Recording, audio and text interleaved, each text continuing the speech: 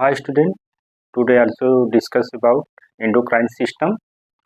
आज भी हम इंट्रोडक्शन का ही कुछ पार्ट बताने जा रहे हैं।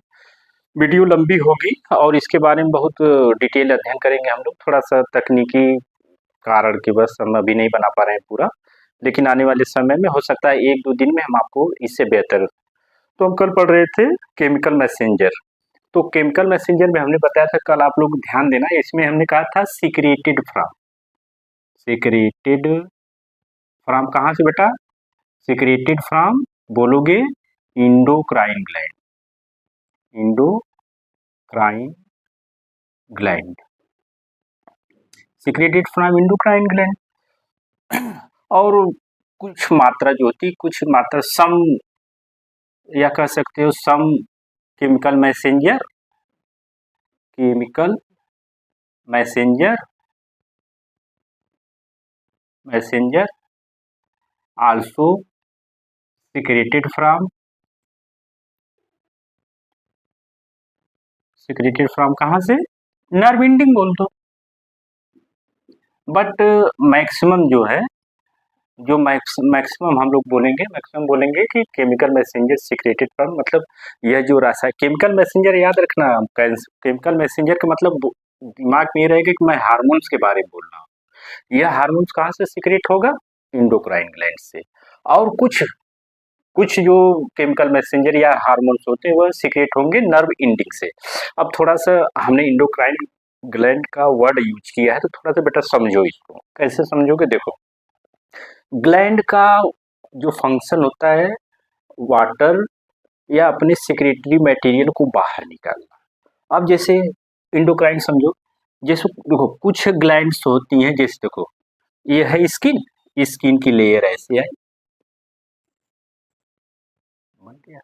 यह देखो क्या हो गया, यह हो गया ग्लैंड, यह ग्लैंड हो गया।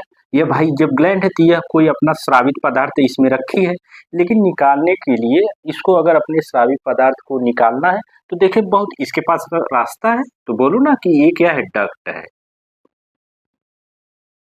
डक्ट है।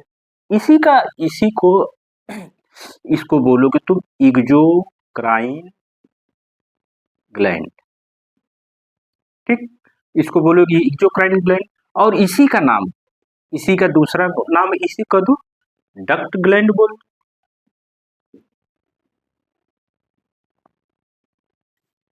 डक्ट ग्लैंड हो गया। अब बेटा और समझो, हमने तो पूछा है इंडोक्राइन ग्लैंड, देखो बनेगा सेम ऐसे ही। देखो हम आगे बताएंगे कि जो डक्ट बनती है वह कैसे बनेगी, क्या होगी, मैं आगे बताऊंगा।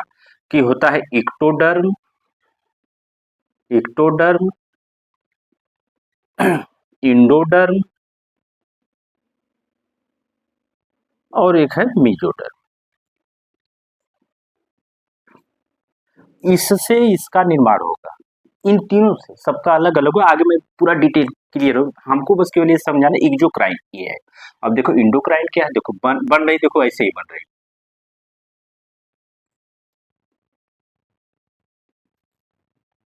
देखो डिस्कनेक्ट हो गया। इसके पास अपने स्रावित पदार्थ को निकालने के लिए कोई ग्लैंड है?